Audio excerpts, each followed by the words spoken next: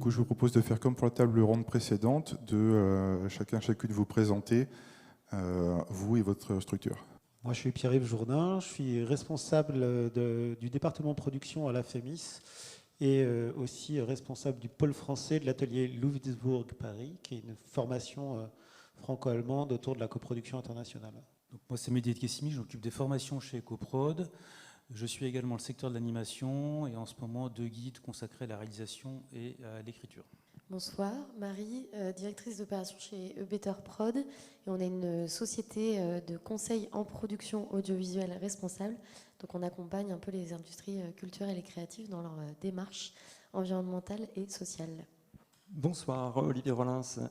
Alors, moi, je travaille pour France Télévisions La Fabrique, donc c'est les moyens internes de fabrication de France Télévisions, mais aussi pour France Télévisions Studio, qui est la filiale de production de France TV. Et je collabore aussi avec Laurence sur le projet V-Studio, donc c'est les futurs studios que nous développons sur Montpellier, prévus pour la fin de l'année prochaine, donc la fin d'année 2025. Et donc on y reviendra, qui portent des sujets aussi autour de l'éco-production. Je propose qu'on commence avec EcoProd. Vous faites beaucoup d'actions dans le secteur de l'éco-production. Est-ce que tu peux nous le décrire un petit peu ? Oui, bien sûr. Alors en fait, EcoProd, c'est une association professionnelle.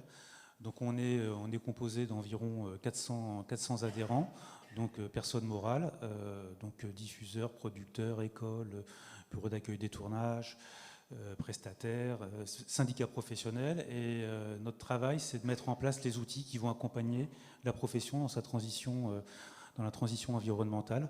Donc on a 4 types d'outils, des guides qui vont lui donner un petit peu les bonnes pratiques. Le calculateur carbone, voilà, on en a parlé tout à l'heure, mais voilà, nous on a un calculateur carbone qui a été homologué par le CNC.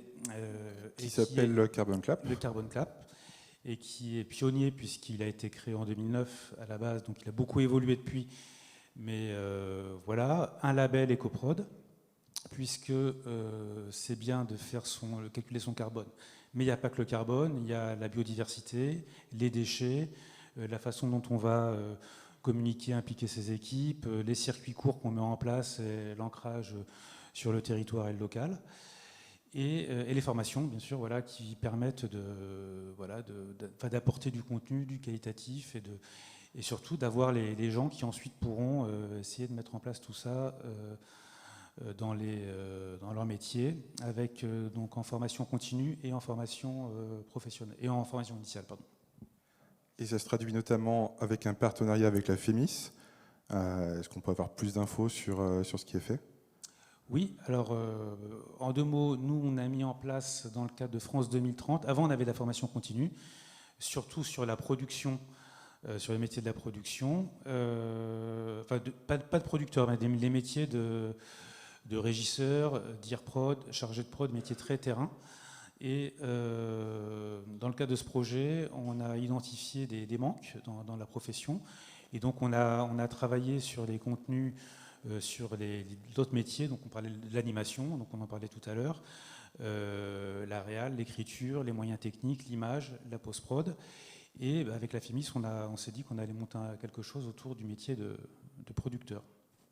Oui, effectivement, on se retrouve là-dessus, sur le fait que jusqu'à maintenant, les co-responsabilités sur les tournages, c'était plutôt porté soit par des gens de la régie, soit dans le meilleur des cas par les directeurs de production, et que ça avait encore du mal à monter à l'étage production, et qu'il y avait peut-être une étape en amont plutôt que d'être juste dans la mise en conformité avec des demandes soit des diffuseurs, soit du CNC, et d'essayer de s'impliquer dans la transition par une démarche volontaire, mais tout en faisant le constat qu'il y a des producteurs qui ne savaient pas par quel bout s'y prendre, ou qui ne pensaient pas forcément pouvoir y apporter une réponse comme ça. Et donc c'est l'idée de cette formation-là qui s'étale à peu près sur 1 mois, qui aura lieu là fin février, début mars. Les inscriptions viennent de s'ouvrir.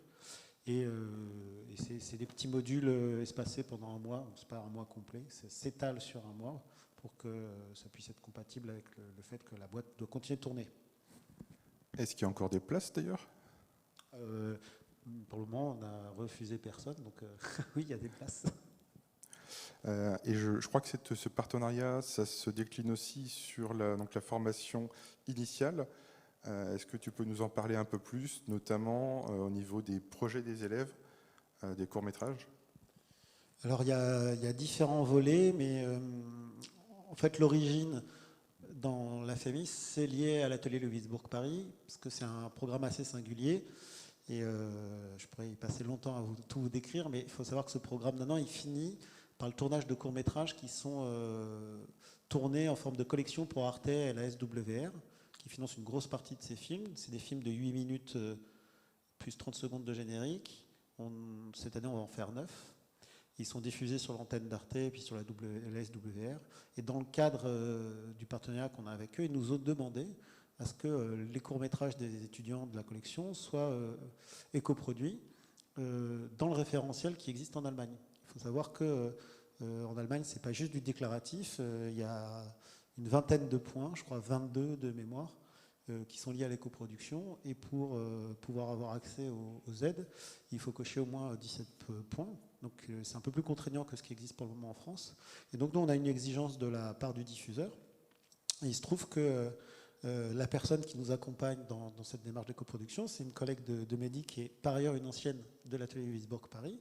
Donc on est entre gens qui se connaissent et qui se sentent concernés par la question. Et dans la foulée, donc, on a fait ce partenariat avec EcoProd qui vient présenter, entre autres, le Carbon Clap, qui est un outil important, mais aussi tout ce qu'on peut faire en écoproduction, et donc plus à destination des élèves en production et des élèves en décor, parce qu'il y a beaucoup de choses à faire sur le décor et que nous on a la chance d'avoir 2 plateaux à l'école. Et ça se décline depuis l'année dernière par le fait qu'on demande aux élèves sur les productions un peu importantes de faire un bilan carbone des films qui sont faits dans l'école. Et entre autres, ça donne lieu, ça c'est hyper intéressant, à une restitution devant toute la promo. C'est-à-dire que les producteurs, enfin on se met tous ensemble, le département production, pour expliquer que les films qu'on a produits cette année, ça a dépensé tant de tonnes de CO2, de remettre aussi les choses en place sur qu'est-ce que ça représente, comparé à des empreintes individuelles. C'est aussi intéressant de le comparer par rapport au général, c'est-à-dire que ça reste des courts-métrages d'étudiants faits dans des petites économies, donc moins on a d'argent, en général moins on pollue, hein, c'est assez facile. Mais ça donne quand même des ordres de grandeur. Et moi, ce que j'ai trouvé intéressant aussi dans cet exercice, c'est que ça a amené aussi des élèves qui ne se posaient pas forcément la question de l'impact carbone à tout d'un coup se dire « Ah tiens, c'est là-dessus que ça joue ».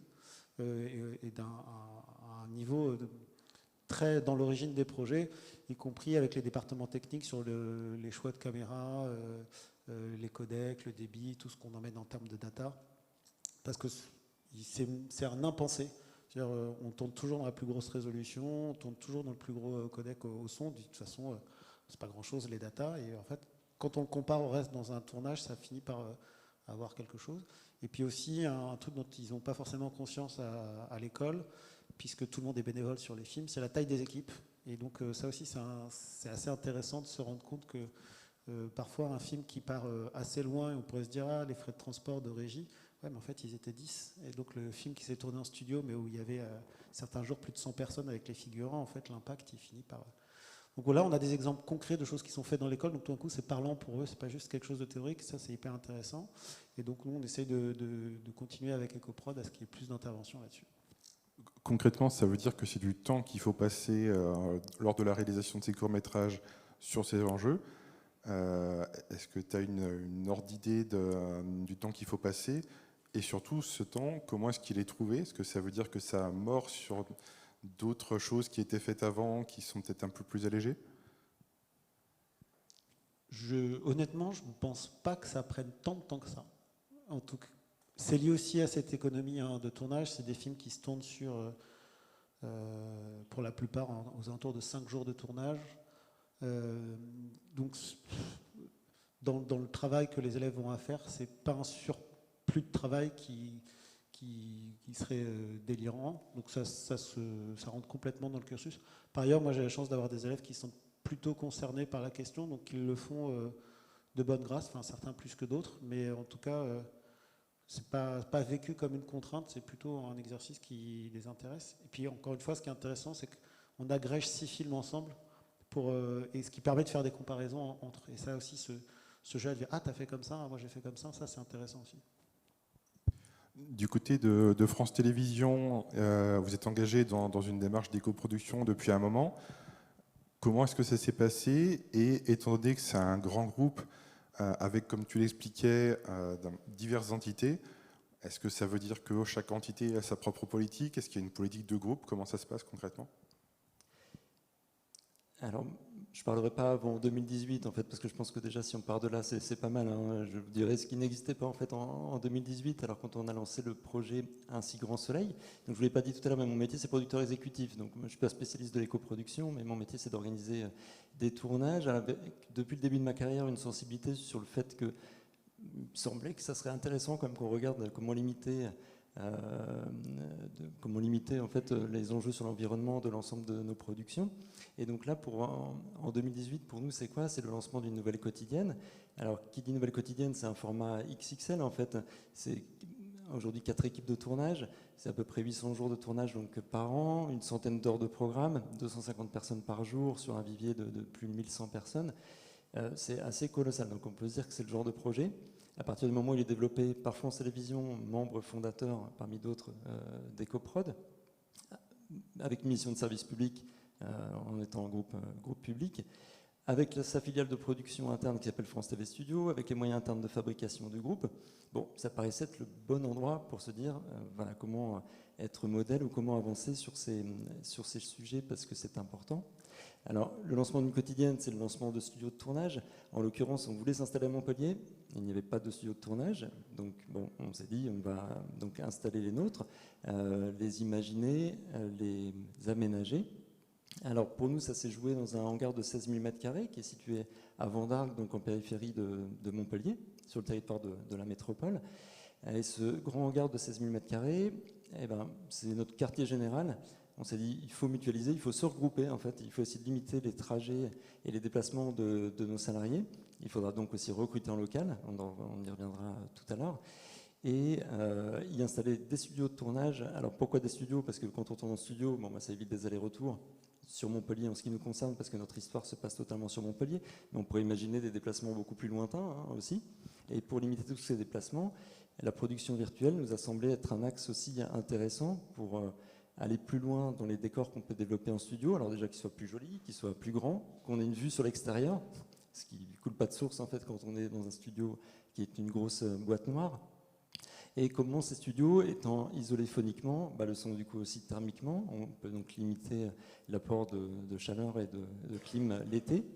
Et comment ces studios se construisent tout autour d'un endroit où on mutualise des accessoires, du mobilier, des décors, des costumes, du matériel, des humains, en fait, des compétences, du savoir-faire et des professionnels en vue de rendre tout ça plus efficace et dans un temps 2 pour nous, donc 2018, lancement de la quotidienne, 2022, ouverture de nouveaux plateaux, donc 2 nouveaux plateaux, une cantine supplémentaire, une post-production, en vue de s'ouvrir sur des productions autres, productions extérieures, mais aussi, bien sûr, les productions du groupe France Télévisions. L'idée, c'était que ça soit rempli tout le temps. Et là, c'est super parce que ça l'est, en fait, ça l'est en ce moment. Et ça le sera en 2025. Donc, ça présente effectivement... la formule a du succès. On est vraiment très content de tout ça. Parce qu'au plus on est nombreux, au plus on diminue l'impact sur chacun, en fait. Voilà, si le gâteau est le même, en fait, et on le répartit sur plus de jours de tournage, sur plus de productions différentes. Donc, voilà, le projet qu'on a porté, en tout cas sur Montpellier, portait intrinsèquement, en tout cas, c'est les valeurs du groupe France Télévisions et dont les valeurs de développement durable et de coproduction. Alors après, je le disais tout à l'heure, c'était 2018. On n'avait pas de référentiel, on n'avait pas de label EcoProd, on n'avait pas d'outils spécifiques en fait sur ces histoires de bilan carbone.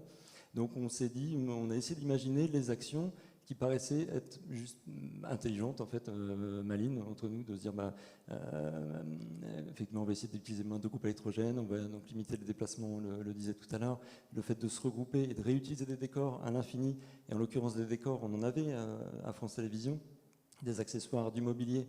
Donc on a récupéré un peu de toutes les emprises de France Télévisions, du matériel, même les équipes avec qui je travaille appelaient ça faire la brocante. En fait, donc on faisait le tour de France, des stations de France Télévisions, en vue de récupérer ce qui traînait dans les placards et les réutiliser et les proposer voire même les rénover. Oui, c'est vrai qu'on a eu l'occasion, côté 3DVF, d'aller rendre visite au Tonton Truqueur, donc la partie effets visuels et plateau virtuel. Et au passage, on a vu un peu les réserves qui sont sur place, avec des grandes étagères et des fauteuils, des accessoires, tout un tas de choses qui sont stockées là, de manière à pouvoir être réutilisées par la suite. C'est ça, être réutilisé, et ça fonctionne. Pourquoi? Parce qu'on a installé la menuiserie du groupe France TV aussi dans notre studio de Vendargue, et qui dit menuiserie dit capacité de reconstruire en fait des éléments qui existent déjà, de recycler, de réutiliser, de limiter donc l'apport de matières premières, mais les déchets aussi en fin de course. Et la seule limite à tout ça, c'est quoi? C'est la capacité de stockage, quoi, finalement. Donc on remplit, en fait, on conserve et on réutilise, jusqu'au moment où il faut commencer à faire des choix parce qu'on a rempli. Mais quand on est arrivé à ce stade-là, c'est déjà effectivement que ça a un effet et que ça a une valeur et que ça a une efficacité certaine. Donc 2018, je le disais tout à l'heure, hein, des outils qui nous servent bien aujourd'hui n'existaient pas à ce moment-là. Donc on a essayé de faire intelligent, quoi, en fait, en mettant en place des actions qui nous paraissaient pragmatiques et qui nous permettaient d'avancer dans le bon sens sur tous les sujets, que ce soit de l'investissement matériel. On peut citer le matériel lumière LED, hein, par exemple, bien sûr. On commence à réfléchir à la façon de limiter les groupes électrogènes sur nos tournages, à limiter la taille des camions aussi, à prendre des voitures hybrides, voire électriques, mais 2018 c'était encore un peu compliqué, plutôt que des voitures diesel. La cantine, enfin voilà, de tous ces actions mises en place en fait sur la plupart des tournages. Voilà, dès 2018, effectivement, on a poussé à fond dans tout ça, sans savoir bien où ça nous mènerait, mais en l'occurrence, on a pu se tester dès le début du label EcoProd, et ça nous a beaucoup rassurés, parce qu'en fait, dès que ce label est sorti, donc on a rempli tous les documents, on en parlera tout à l'heure, mais c'est quand même un sacré boulot, et on a pu obtenir la labellisation performance 2 étoiles sur une première année. Donc ça montre effectivement que du coup on n'était pas trop à côté de la plaque sur les actions qu'on avait mises en œuvre, et là on travaille tout à fait activement. On y reviendra, on parlera du CNC tout à l'heure, mais donc sur le bilan carbone définitif de la saison 6, parce qu'on fonctionne en fait sur 260 épisodes sur une année. Donc la saison 6 pour nous s'est terminée fin août en tournage, et donc là il faut rendre l'ensemble des documents, dont le bilan carbone. Et pour ce faire, donc dès le lancement d'un si grand soleil de studio de Vendargue, le fait de s'appuyer sur des ressources internes, alors ressources internes, mais enfin des professionnels du secteur, je le disais tout à l'heure. Moi, je ne fais pas de HSE ou de RSE, en tout cas, j'en fais en plus de mon métier d'origine, qui est celui d'organiser des tournages. Donc, le fait de recruter en interne des personnes donc, formées en HSE, donc par exemple, Kim est présente dans la salle, elle se cache derrière. Laura Martin, qui n'est pas là aujourd'hui, en fait, mais qui est notre responsable HSE, qui nous accompagne sur la mise en place de ces actions, sur le fait de faire fonctionner aussi un comité. En fait, on se retrouve régulièrement pour se faire des réunions internes avec les chefs de poste pour déterminer les prochaines étapes en fait de nos mises en place d'éco-production. Et sur ce bilan carbone, parce que par moment on a besoin d'être aussi un peu fouetté en fait pour continuer à avancer activement et d'être entouré en fait d'avoir des compétences en fait et de l'expérience autour de nous.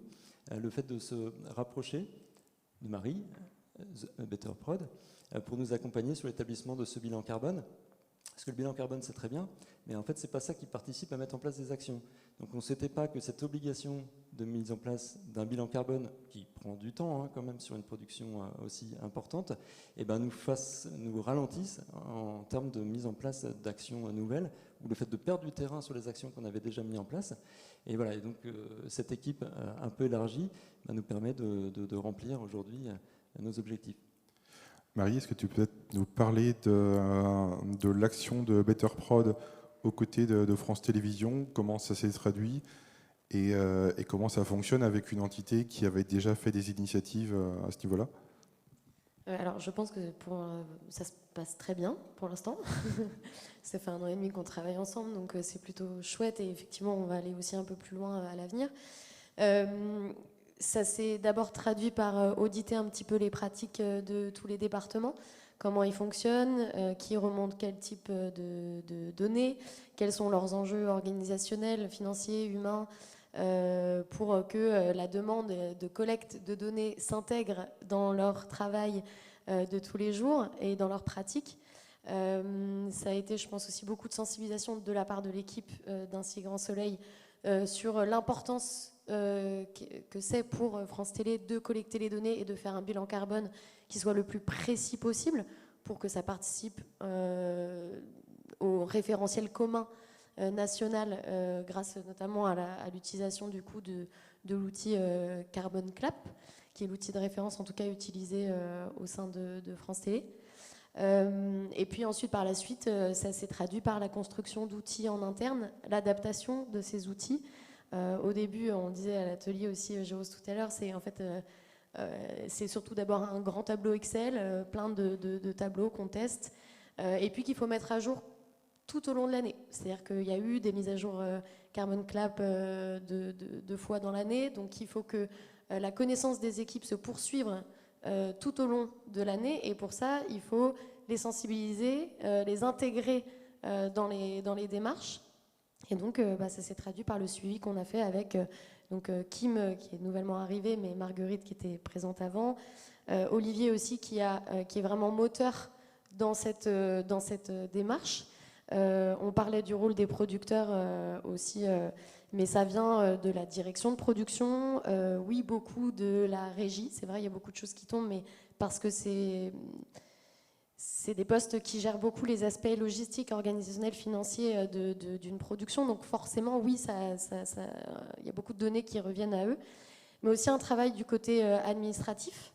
C'est-à-dire que dans les données qu'il y a à collecter, il y a aussi des données financières et qu'il faut collecter d'une certaine façon.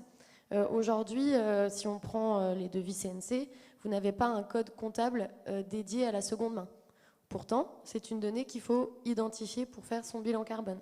Donc comment on intègre aussi comptablement des données qu'on puisse exporter du grand livre à la fin le plus facilement possible, et que du coup toutes les pratiques de collecte de données s'intègrent en fait dans tous les corps de métier. C'est une démarche, le bilan carbone, c'est une démarche qui est collective, qui est aussi un peu positive quand on arrive à gamifier un petit peu et que on choisit plutôt la carotte que le bâton. Et qui est vraiment collective et qui est surtout évolutive. Donc pour répondre surtout à ta question, ça fait 1 an et demi qu'on travaille ensemble pour le bilan carbone. Il y a beaucoup de choses. Il y a 1 an pour le bilan carbone estimatif qui était très estimatif. On ne savait pas trop comment on allait chercher les données. Je pense qu'après 1 an et demi, il y a eu un gros progrès de fait. Et c'est très agréable de voir que les équipes ont compris qu'elles en étaient capables, que ce n'était pas forcément compliqué, que ce n'était pas forcément une contrainte. Et je pense que ce travail de simplification de collecte de données et d'embarquer les équipes, qui a été mené d'abord par une grande motivation de la part de la prod, ça aide à comprendre aussi les enjeux environnementaux qui sont liés à notre secteur. Et 3e gros pilier, c'est le fait d'impliquer toutes les parties prenantes qui travaillent avec vous. C'est-à-dire que oui, il y a votre production en interne, il y a vos équipes, mais il y a aussi tous vos prestataires. Et pour ça, il faut pouvoir les impliquer globalement dans les démarches de collecte de données, c'est-à-dire quand il y a un appel d'offres qui est fait pour, par exemple, changer de cantine, que dans l'appel d'offres, ce soit clair tout de suite. Nous sommes dans une démarche d'éco-production. Ça veut dire que ce que vous allez nous proposer doit s'intégrer dans ces démarches-là, et vous allez avoir des données à nous fournir qui sont telles et telles informations. Et donc que les prestataires puissent prendre aussi leur rôle au sérieux dans la transmission des informations et que ce soit cette démarche collective. Donc je pense qu'en fait, pendant 1 an et demi, il y a eu surtout ce travail d'implication de tout le monde pour améliorer la collecte de données et du coup, derrière, la mise en place d'une démarche de réduction d'impact. Et concrètement, est-ce qu'au niveau des prestataires, ça a été mis en place, ou est-ce que c'est encore difficile d'avoir des devis avec des estimations qui existent et qui sont à peu près justes? Ça, effectivement, c'est une très bonne question, et je pense que c'est un sujet un peu large et qui concerne toutes les parties prenantes à une production audiovisuelle ou cinéma, parce que les obligations telles qu'elles sont faites aujourd'hui, finalement, et le travail il est fait particulièrement par la production, par le producteur. Les parties prenantes sont nombreuses, on le disait, on citait la cantine, mais l'ensemble des industries techniques en fait, qui participent à ces productions, Aujourd'hui, c'est pas très détaillé en fait. C'est vraiment lié en fait à un fournisseur ou à un autre. Moi, je rêve d'une chose en fait, c'est un jour de recevoir des devis, je sais pas, de location de matériel par exemple, qui comprendraient en bas un prix en euros et un prix en kilos ou tonnes, mais bon, plutôt en kilos, on espère, de CO2. Alors pourquoi? Parce que ça permettrait déjà une meilleure prise de décision en fait, en étant mieux éclairé en fait sur la nature de ce qu'on s'apprête à mettre en œuvre. Ça permettrait d'alimenter aussi nos bilans carbone par exemple en fait, ou les actions qu'on met en place en vue de diminuer l'impact de nos productions, qui passent aussi effectivement par ces dépenses qui sont faites à l'extérieur. Et ça, on peut penser à toute nature en fait de dépenses. Donc on disait cantine, ça peut être de la location de matériel, ça peut être de la production, ça peut être de la location de studio, bien évidemment, ça peut être les nuitées, les chambres d'hôtel, les locations de voitures, les locations de camions. Et en partant du principe que effectivement ces fournisseurs sont les mieux placés en fait pour être en capacité de déterminer le coût carbone de ces prestations ou de ce service qu'elles mettent en place pour nous-mêmes. Donc je pense qu'après ce gros boulot qui est en cours en fait et qui est continu en fait auprès des productions qui aujourd'hui aspirent en fait essaient d'aspirer l'ensemble de ces données quand elles le peuvent, parce qu'il y a quand même des données auxquelles on a du mal à accéder quand elles ne sont pas chez nous. Effectivement, j'appelle de mes voeux à ce que le même travail soit effectué chez l'ensemble des intervenants, en les aidant à avancer en fait et à améliorer. Je pense que ça passe aussi par des outils de pilotage en fait qui seraient beaucoup mieux foutus. On le voit nous-mêmes en fait sur nos productions. Aujourd'hui, on a des suites qui sont hyper bien, des suites financières par exemple qui sont hyper bien imaginées pour suivre notre devis et notre bilan en euros.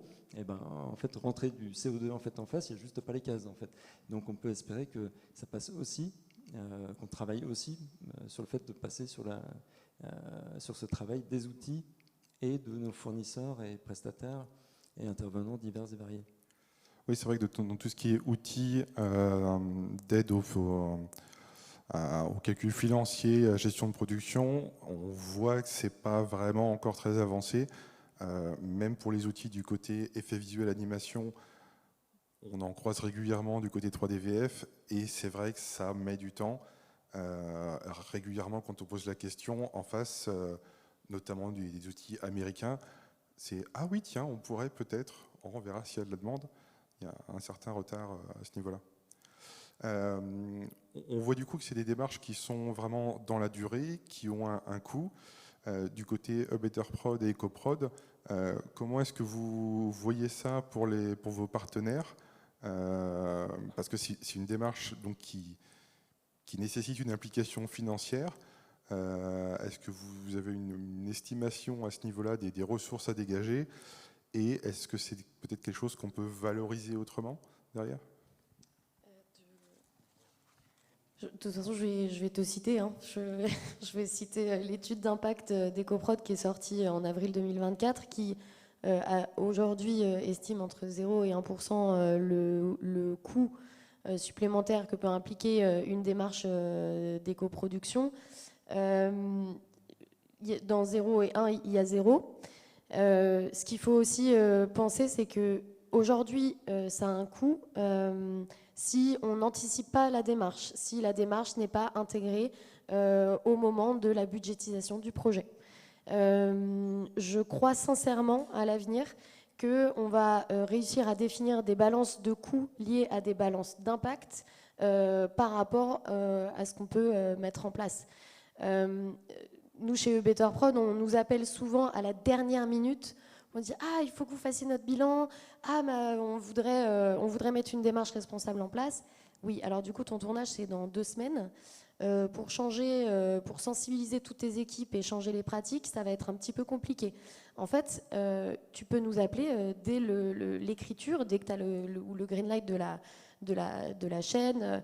Et on peut même travailler déjà sur le scénario. Et surtout, on va t'aider à identifier les coûts dans ton budget pour savoir où est-ce que tu vas avoir ta balance de coûts qui va en fait permettre d'avoir en fait, c'est une démarche d'éco-socio-production, j'en parlerai plus tard, mais d'éco-production, c'est une redistribution des coûts et une autre façon de faire des budgets.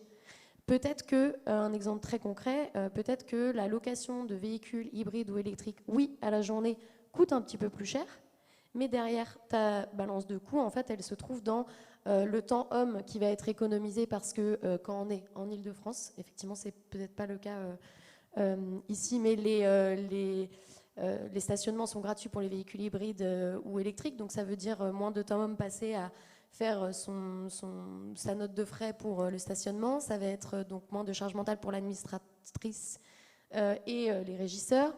Ça va être, alors il y a le coût de l'électricité des branchements, vous me direz, pour ce cas concret, mais ça va être aussi du coup moins d'argent en stationnement. En fait, il y a des balances à faire, mais pour ça, il faut les connaître. Et pour les connaître, eh ben, il faut déjà essayer, les identifier en amont. Donc je pense que voilà, ça coûte plus cher à partir du moment où on ne l'anticipe pas. Et ça, je pense que c'est valable pour tout le temps. Non, mais tu as bien résumé toute la partie financière. Non, sur la durée, je pense que la question de la durée, elle est importante. C'est-à-dire que il y a quelque chose qui a été commencé en 2018. Nous, ce qu'on voit, c'est que les gens, à un moment, il faut s'y mettre. De toute façon, s'il y a une courbe d'apprentissage qui est importante, quel que soit le secteur. La partie, nous, on a divisé notre pratique en 5 étapes. La dernière étape, c'est le fameux bilan d'éco-production, la valorisation. On capitalise sur tout ce qui a été fait et on apprend, on ne refait pas les mêmes erreurs. Alors nous, on va bientôt mettre en place un annuaire des prestataires, mais voilà, on choisit les bons partenaires, les bonnes parties prenantes. Et voilà, quoi, c'est un travail, c'est un changement d'usage. Et comme un changement d'usage, ça ne se fait pas en 3 mois, quoi. Donc ça, c'est important de pouvoir accompagner les gens dans la durée, quoi. Et je voulais juste aussi rebondir sur ce qui était dit sur la précédente table ronde, sur les incitations. C'est-à-dire que je pense que là, France Télévisions est un très bon exemple. C'est-à-dire qu'il y a la partie, on parle beaucoup du CNC, qui oblige le bilan carbone, mais on dit qu'il n'y a pas d'obligation de résultat par rapport à l'Allemagne, etc. Il y a quelque chose qui est très important, c'est que les entreprises de plus de 500 salariés doivent faire des bilans carbone. Et ça a un impact sur toute la chaîne, et notamment toutes les productions. Les producteurs qui sont aussi des fournisseurs doivent changer leurs pratiques. Et la façon dont les diffuseurs aujourd'hui sont impactés et comment dire, redistribuent cette forme d'impact sur toutes les parties prenantes avec lesquelles elles travaillent, je pense que là, on a vraiment aussi un vrai impact au sein du secteur avec cette loi bilan carbone. J'aimerais qu'on parle un peu de la communication avec les équipes et peut-être avec les élèves aussi. Est-ce que ce passage au fait de faire des bilans carbone pour les cours, est-ce que ça a été facile à mettre en place? Est-ce qu'il y a eu des résistances? Comment ça s'est passé? Objectivement, je trouve ça très facile. Mais on a aussi de la chance d'avoir un public qui est, c'est-à-dire les élèves de l'école qui se sentent assez concernés par la question. Entre autres, si on sort des tournages, par exemple, on se pose beaucoup la question en ce moment des voyages qu'on fait avec l'école. Entre autres, on a beaucoup de partenariats avec d'autres écoles de cinéma dans le monde. Les réalisateurs vont faire un séjour au Japon, par exemple, oui, c'est au Japon. Moi, j'ai mes élèves qui vont à New York. On va à Berlin, on va à Cannes, on va à Clermont. Enfin, voilà, on a beaucoup de déplacements. Et ça, c'est des questions qui se posent aussi. On a récemment un élève qui a refusé de se déplacer à New York pendant des échanges à cause du bilan carbone que ça occasionnait. Et ça crée des débats dans l'école avec le mélange d'un côté, c'est une opportunité de rencontrer des gens et en même temps, effectivement, il y a cette contrainte environnementale qui est là. Je donne juste élément de contexte pour dire que quand on a effectivement des élèves qui sont prêts à ne pas aller à New York parce qu'ils ont des convictions sur la question de la transition écologique, c'est sûr que quand on leur demande de faire un petit effort, d'essayer de compter ce qu'ils ont cramé comme CO2 pendant leur tournage, ça se passe relativement bien. Après, je ne sais pas si c'est également partagé dans tous les départements aussi. J'en parlais un petit peu tout à l'heure. Je pense qu'une des limites qu'on a, et puis comme la question c'est comment aller plus loin, c'est très intéressant d'avoir déjà un état des lieux et de compter l'impact qu'on a en termes de CO2. Mais je pense qu'aussi dans des métiers créatifs, on a envie d'aller plus loin sur l'impact et c'est la question des histoires qu'on raconte. On parle beaucoup des nouveaux récits dans l'audiovisuel et dans le cinéma. Et ça c'est un sujet qui est peut-être un peu plus sensible, puisqu'il y a d'un côté l'envie de faire changer et évoluer les consciences par les histoires qu'on va apporter, et de l'autre côté, l'indépendance et l'esprit libre des auteurs qui veulent avoir une liberté de création absolue. Et là, il y a encore quelque chose, là, pour le coup, à travailler. Et moi, je sais que j'essaye de faire venir des gens extérieurs qui s'intéressent à ces questions-là pour compléter, en fait, la question juste du carbon clap et du bilan, et de voir comment on peut aller plus loin. Et là c'est vrai que là, il y a un chantier sur la question des récits où ouais, c'est un chantier, donc les portes sont très ouvertes. Et en même temps, ce genre de contraintes, ça existait déjà avant. Si je fais un scénario avec des armées et des dragons, je sais que ça va coûter cher, qu'il y aura des effets, ce genre de choses. Donc, est-ce que vraiment ça change le paradigme, ou est-ce que c'est pas juste une contrainte en plus parmi tant d'autres ? Alors là, on est aussi dans une école qui est spécifique et dans un pays qui a donné un statut à l'auteur qui est quand même très particulier et une forme de protection de l'intégrité artistique. Et par exemple, se poser des questions de production, c'est-à-dire des questions de coût, des questions de fabrication, ça c'est la prod qui s'en occupe et peut-être un peu moins les auteurs. Donc ouais, il y a la question de faire participer les auteurs à se rendre compte que dans quelle économie peut se situer un film, que voilà, les budgets ne sont pas illimités, que ce n'est pas pareil de faire un film à 1 million, à 3 ou à 10. Ça, c'est encore un truc sur lequel on peut travailler. Entre autres, tout simplement, nous, on est dans une école où les élèves, c'est prévu en début d'année qu'ils fassent des films. Il y a le même budget pour tous les films. Donc il y en a qui sont un peu malins et qui arrivent à en tirer le meilleur parti, puis d'autres qui ne se rendent pas forcément compte de tout ce que peut impliquer ce qu'ils ont écrit. Et c'est pour ça que je dis que c'est sur ces questions des récits, et ça c'est valable autant pour l'argent que pour l'impact carbone et pour l'impact social. Enfin, il y a un truc de conscientisation derrière, et ça je sens qu'il y a encore une petite bataille à mener. Du côté France Télévisions, comment ça se passe en termes de communication avec les équipes ? Parce que d'un côté, vous avez des équipes très importantes, notamment pour Un si grand soleil, donc peut-être un rôle de moteur à jouer dans l'industrie avec des équipes qui vont ensuite tourner. De l'autre, justement, puisque les équipes tournent, les gens que vous allez former, sensibiliser, ils vont aller s'aimer dans d'autres studios, mais ils ne seront plus chez vous. Donc comment est-ce que vous voyez un peu ce rôle ? Alors, ma vision, c'est vraiment déjà le fait qu'on a tous très envie de continuer à faire nos métiers, qui sont des métiers de passion, en fait. Et le fait, à un moment, de se dire que peut-être qu'on pourrait plus faire tout à fait de la façon, plus raconter les films, en fait, que l'on fait aujourd'hui, ou que le boulot n'existerait plus, est particulièrement un problème pour nous. On a tous envie de continuer à faire ça. Donc, je pense que ça passe par beaucoup de sensibilisation, en fait, le fait d'expliquer les choses, voilà, pourquoi on fait avancer, pourquoi on demande de modifier des pratiques, des façons de travailler, du matériel un peu différent, ou plus matériel quand on arrive à le remplacer par autre chose. Tout ça, c'est pas très grave à partir du moment où ça nous permet de pouvoir continuer, en fait. Et le métier de pouvoir raconter des histoires, mettre en image des histoires, c'est vraiment ça qui nous passionne. Et par chance, en fait, ça passionne, je dirais, quasiment 100% de l'équipe. Et donc, c'est des sujets, c'est des débats, c'est de la sensibilisation. Et Ecoprod nous accompagne aussi sur la formation depuis longtemps, en fait, avec un parcours qu'on appelle le Pass Ecoprod, auquel beaucoup de salariés de France Télévisions, peut-être même tous, en fait, ils sont passés. Le fait d'accompagner les intermittents du spectacle aussi, avec lesquels on travaille, parce qu'on travaille aussi bien avec des CDI, donc des permanents que des intermittents du spectacle qu'il est important d'accompagner aussi. Et c'est des sensibilisations comme celle que l'on a effectuée avec Better Prod dans les studios, c'est-à-dire qu'on a supprimé ce jour-là une séquence qu'on a tournée après. Je vous rassure, on n'a pas raccourci l'épisode concerné, mais voilà, pendant 1 heure après la cantine, toutes les équipes sont venues pour assister. Donc Marie nous a fait la version 1 heure de sa formation qui normalement dure une journée. Donc c'était un peu speed, mais hyper éclairant en tout cas pour l'ensemble des équipes, sans compter effectivement des formations plus longues. Et là, je suis vraiment très très content parce qu'on a des équipes qui partent cette semaine dans une formation qui est nouvelle sur l'éco-conception, l'éco-construction des décors. Donc on porte nous la menuiserie du groupe France TV. Donc voilà, je peux dire à quel point effectivement on est sensible à tout ça, parce que l'idée c'est aussi de continuer à construire des décors. Ça c'est ultra important, de bosser avec la production virtuelle, donc la construction de décors en 3D, amener ça sur le plateau en temps réel avec Unreal. Ça c'est notre structure qui s'appelle les Tontons Truqueurs qui gère tout ça. Mais construire du décor physique et garder ses compétences et ses expertises en interne, c'est un sujet voilà, d'importance pour nous.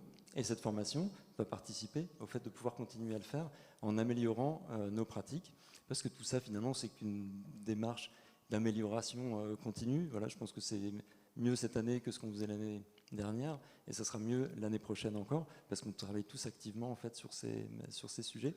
Donc merci beaucoup d'avoir mis cette formation en place. Franchement, ça va vraiment nous faire avancer.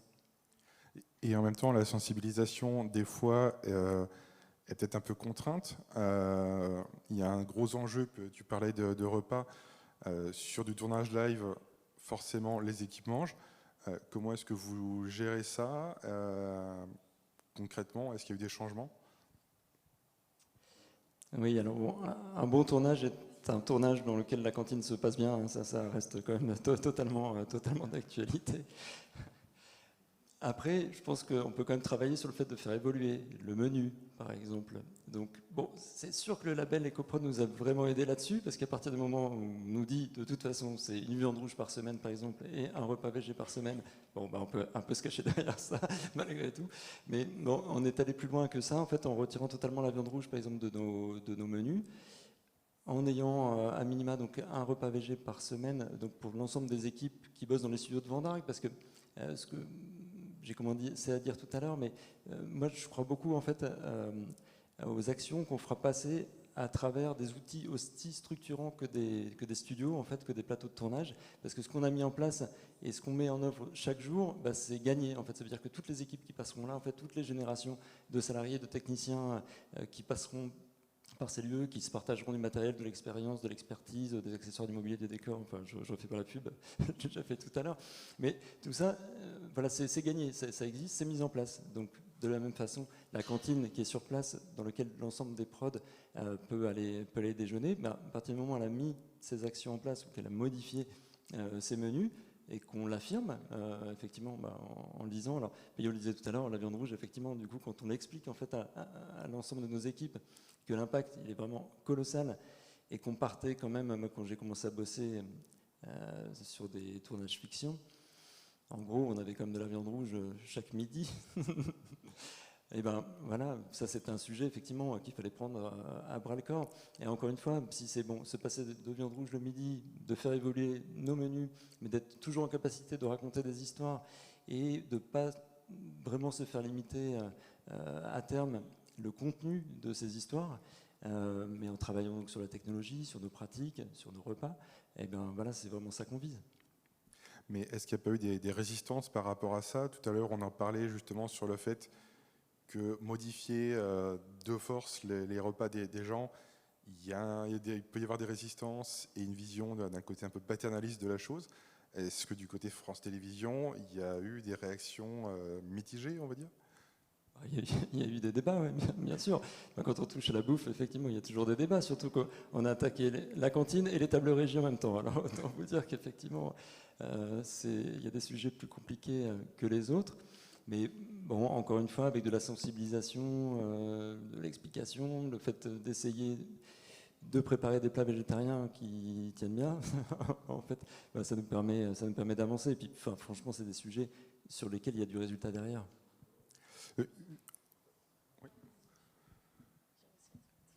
Dans le label EcoProd, c'est de la viande rouge une fois par semaine, c'est pas non plus la mort. De la viande, il y a un jour végétarien et tous les jours il y a de la viande ou du poisson et un repas végétarien correct. Donc on n'est pas là à forcer tout le monde à être végétarien ou quoi. Enfin, l'idée c'est de donner le choix, de limiter la viande rouge. Et avec ça, on arrive à limiter de 50% l'impact, parce que ça, si on le voit dans l'étude, de la partie alimentaire, ce qui est considérable sur un tournage par exemple où on a 200 personnes tous les jours qui viennent travailler. Mais c'est vrai que c'est un sujet, on en parle tout le temps. Quand on a sorti le guide de l'animation, qu'on faisait chacun avec la carte rouge verte nos tournées, petite anecdote, moi je me suis retrouvé à présenter le guide. Je me suis dit, voilà, je vais tomber avec plein de geeks qui vont poser des questions super techniques sur les pipelines, etc. On a parlé sur une heure, pendant une demi-heure, on a parlé que de bouffe pendant une demi-heure, parce que les gens, ils étaient complètement stressés par rapport à ça. Mais bon, voilà, effectivement, en parlant et en mettant en place des trucs vraiment progressifs, ça marche, quoi. Et moi, j'ai juste une petite anecdote sur un court-métrage que je produisais où j'ai fait appel à une cantine végétarienne sans dire quoi que ce soit à qui que ce soit. J'ai rien dit de spécial. Ça a mis 3 jours pour qu'il y ait quelqu'un qui me dise est-ce qu'on aura de la viande un jour? Je dis ah, vous voulez de la viande? Bon, on n'en avait pas prévu, mais on peut en rajouter. Et on a fait passer une feuille pour savoir qui voulait de la viande le lendemain. Et comme ça faisait plusieurs jours qu'on mangeait très bien, parce que j'avais choisi une bonne cantine, et c'est ça qui est important.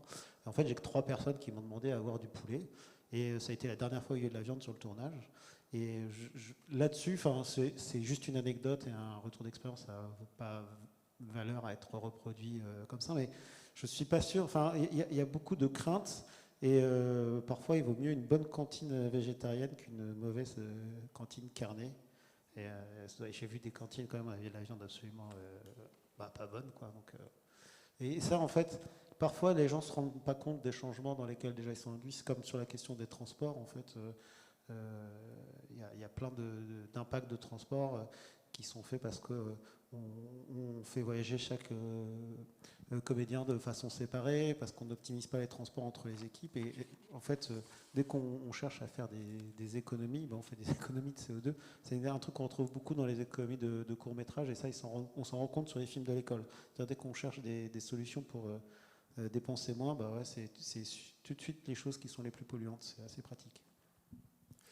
Je voudrais qu'on fasse un peu le bilan de tout ça et du fait d'être accompagné par des structures externes. Du côté FEMIS et France Télévisions, qu'est-ce que vous en retirez? Est-ce que vous auriez des conseils pour d'autres écoles, studios, entités de production qui voudraient se lancer dans ce type de démarche? C'est pas moi qui pose la question.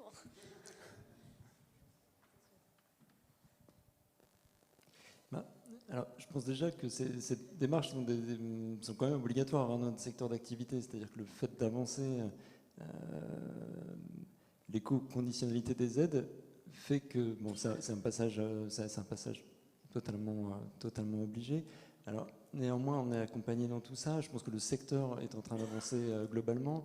Les formations, on en parlait tout à l'heure. Je crois vraiment à la formation initiale aussi, et au fait.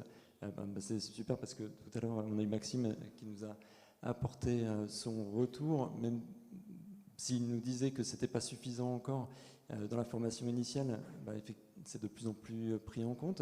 Je pense que ces sujets, ainsi que les sujets d'éthique sur les tournages, en fait, et dans les équipes de tournage, la façon dont on se comporte en fait, globalement sur un tournage, c'est indispensable que de rentrer ça dans les parcours pédagogiques en formation initiale.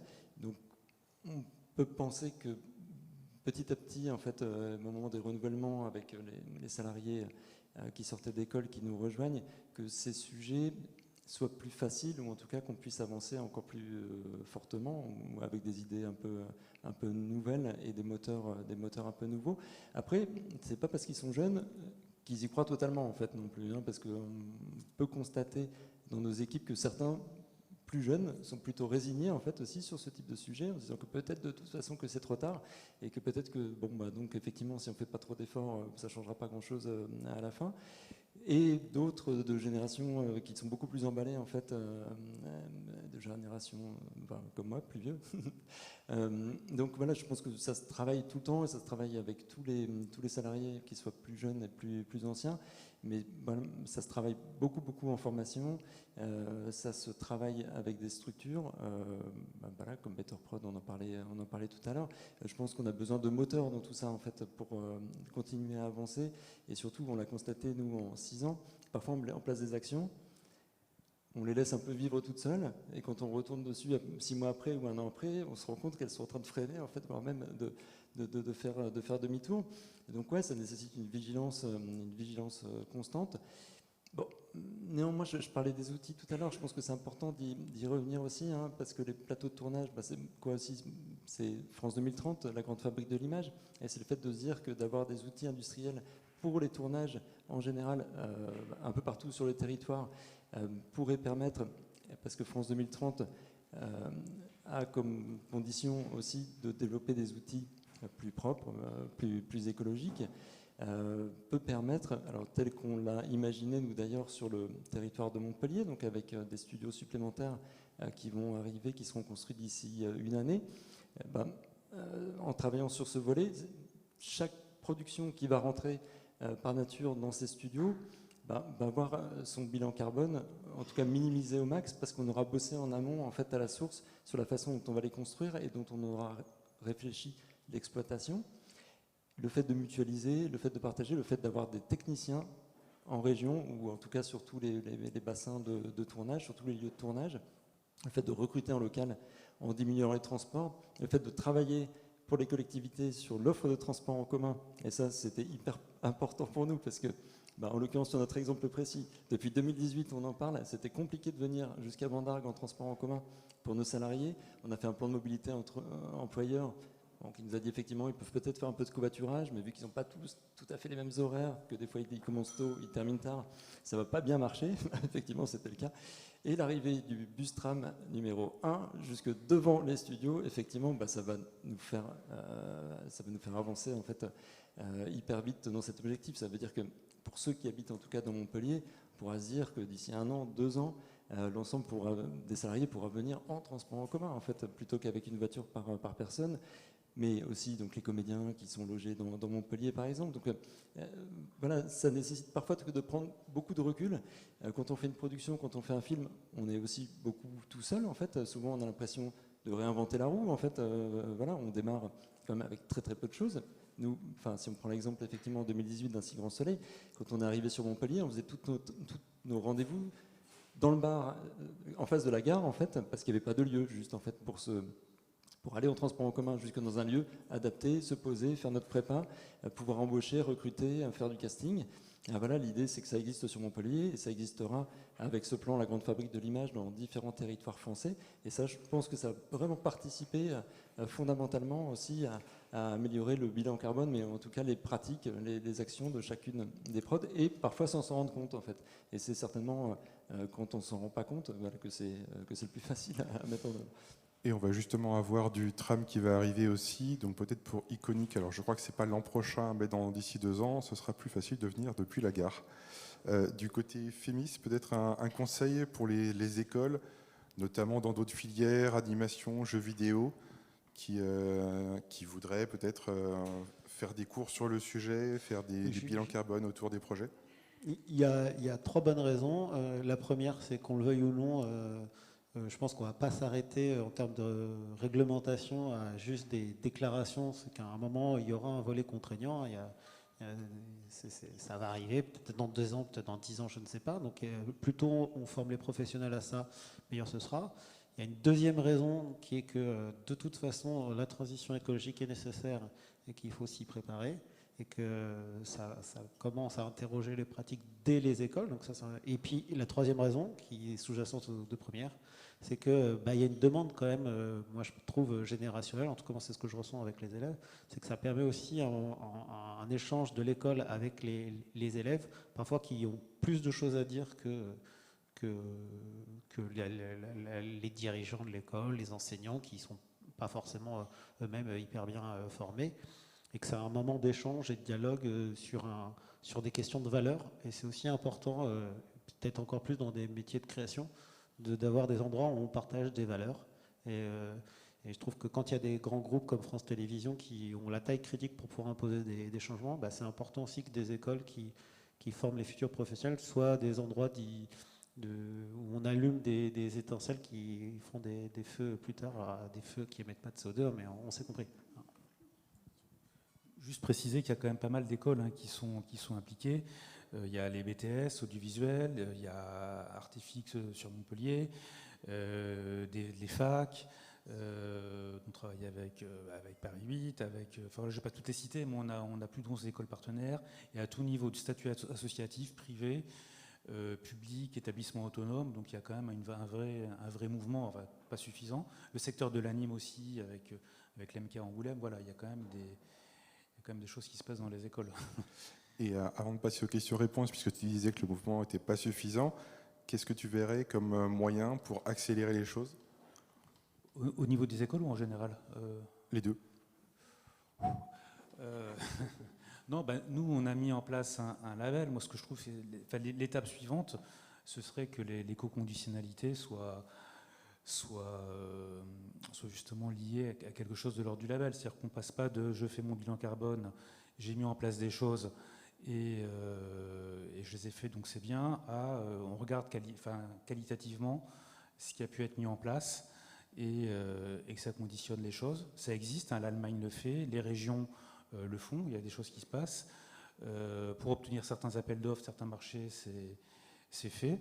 Donc ça, pour moi, ce serait une étape importante, quoi. Et les écoles, je pense que ça va arriver, parce que comme tu le disais, c'est une question d'employabilité. Donc à partir du moment où les usages changent et les futurs professionnels ont besoin d'avoir ce type de compétences, ça va arriver. Donc, Merci. On va passer aux questions-réponses. Est-ce qu'on a des questions dans la salle? Remarques?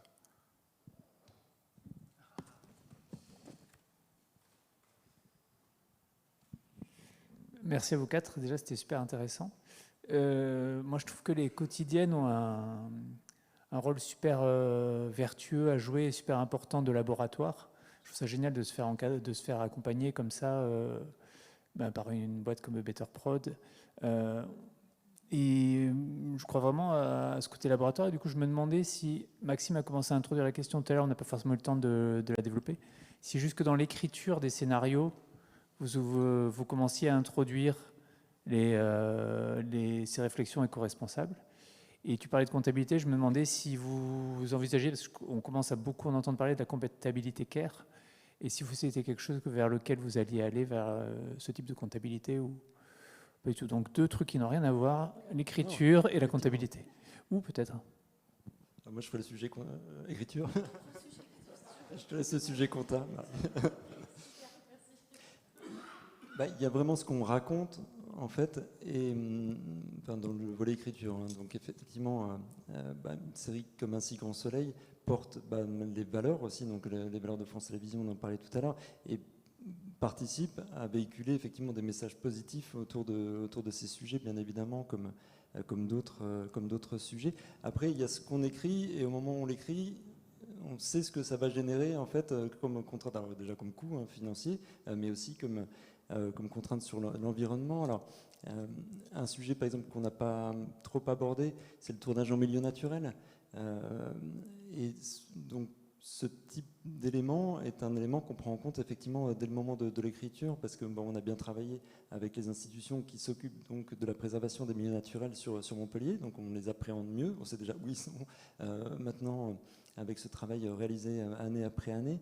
Et quand on écrit des décors donc un peu particuliers, mais même type escalade en fait, qui se déroulent dans des milieux naturels, et parce qu'à un moment on n'était pas suffisamment aguerri en fait sur ce type de sujet, on s'est fait accompagner, et aujourd'hui on a un ping-pong avec les auteurs qui nous permet effectivement que de les alimenter au fur et à mesure sur ce qu'on est capable de faire. Donc c'est-à-dire qu'ils n'écriront pas n'importe quoi en fait sur des séquences d'escalade qui nous mettraient dans une situation en fait de dégrader le milieu naturel. Donc ça passe vraiment par une phase assez intéressante, c'est la faisabilité en fait. Donc voilà, j'ai envie d'écrire telle histoire, la faisabilité économique, financière, en termes de code du travail en fait, mais aussi en termes de respect écologique des milieux qui vont nous recevoir. Et donc oui, dans le cadre d'une quotidienne, et parce qu'on écrit chaque jour, qu'on prépare chaque jour, qu'on tourne chaque jour et qu'on post-produit chaque jour, ces échanges sont vraiment tout à fait possibles, parce que l'équipe est constituée, elle est en place tout le temps en fait. Donc ce ping-pong est hyper vertueux et particulièrement intéressant. Non, mais pour faire la transition, comme le dirait très bien mon associée qui est la fondatrice de Better Prod, l'écoproduction ne bride pas la créativité, il faut en avoir conscience. Au contraire, ça peut même la challenger. Et d'ailleurs, toute la transition environnementale de notre secteur et la transition professionnelle des équipes est un challenge et que effectivement il faut peut-être un petit peu, faut arrêter, je pense, de voir ça comme une contrainte. C'est de la même façon que quand on est passé de la péloche au numérique, en fait on a eu des nouveaux outils, des nouvelles façons de produire, des nouvelles façons de filmer pour continuer à filmer, à créer des histoires, etc. Là c'est un petit peu ça. On a besoin d'aller dans cette transformation pour pouvoir continuer à créer et à raconter des histoires. Et alors, le sujet comptable. Ce que tu veux dire par comptabilité care, c'est principalement parce que toi, tu connais ça sur ton studio. Tu entends la comptabilité environnementale et la mesure de l'impact social dans ta comptabilité, c'est ça?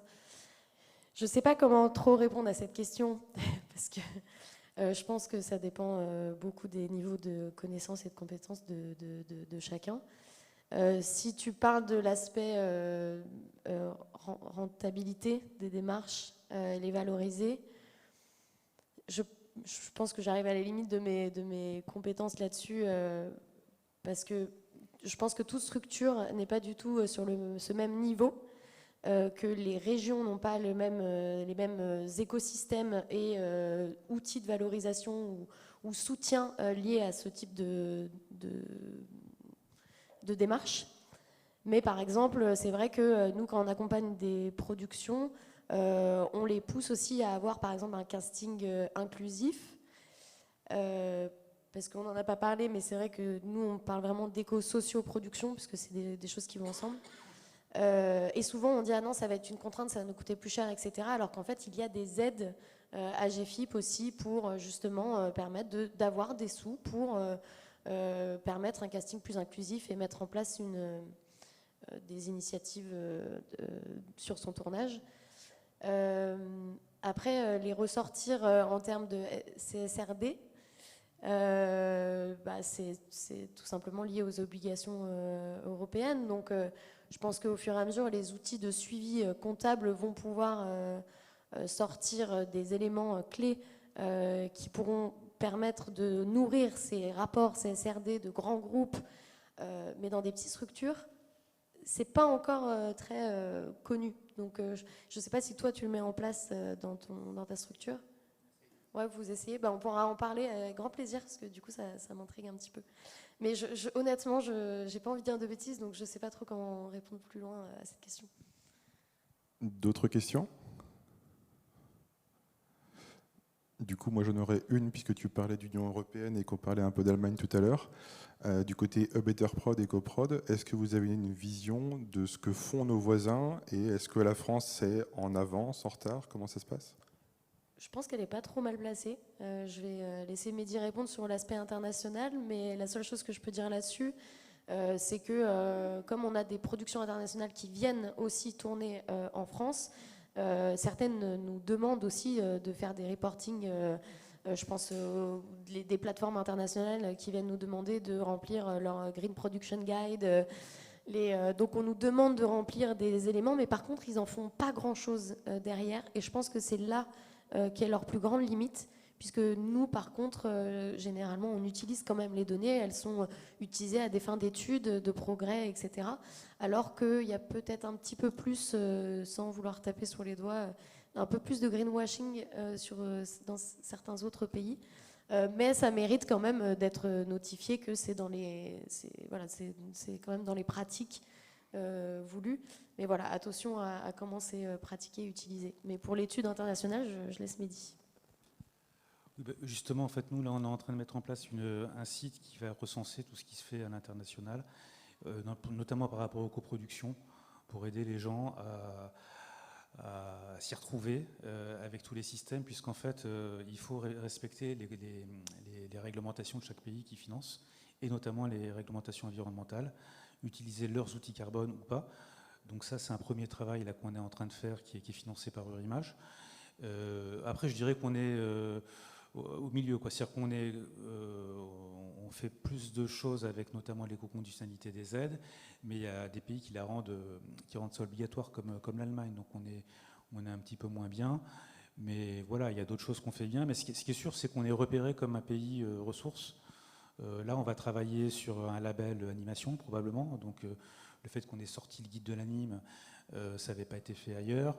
Donc il y a quand même, enfin voilà, la France fait quand même plein de choses et c'est pas le cas partout, quoi. Donc après, je vais pas rentrer dans les détails de tous les systèmes, mais voilà, il y a les Belges aussi qui font des choses intéressantes, les Italiens, selon les régions. Enfin c'est compliqué parce que c'est selon la structure des États, ce qu'ils soient fédéraux ou pas. Il y a la question des régions dans les pays, des villes, enfin voilà. Oui, c'est vrai que ça a l'air assez variable. Récemment, côté 3DVF, on était à la View Conférence à Turin. On a assisté à une conférence avec un studio d'effets visuels au Royaume-Uni qui avait l'air d'être un petit peu seul dans le désert parce qu'ils n'ont pas d'équivalent du CNC pour pousser tout ça. À l'inverse, il y avait des studios d'un autre pays, alors qu'ils ne voulaient pas trop que j'en parle, c'est encore dans les cartons, mais qui s'intéressent à ce qui se fait en France côté animation pour s'en inspirer. Donc voilà, ça... Le Royaume-Uni, au niveau de leur commission des tournages, ils font des choses très intéressantes. Il y a un calculateur, le calculateur Albert aussi. Enfin, là, nous, c'est toute une formation d'une journée là-dessus. Enfin, il y a plein d'initiatives différentes, mais c'est vrai que c'est assez disparate. Il y a un site qui s'appelle Nausicaa aussi, vers lequel je vous renvoie. C'est des étudiants qui font des tours d'Europe thématiques. Donc, ils ont fait toute une étude sur toutes les aides qui existent. Ils ont cartographié ça dans des tableaux très synthétiques, très bien faits. Là, ils viennent de travailler sur la question des récits. Ils vont probablement travailler sur la question de l'animation l'année prochaine. Donc oui, c'est un sujet. Merci à vous quatre et puis merci à vous d'être là.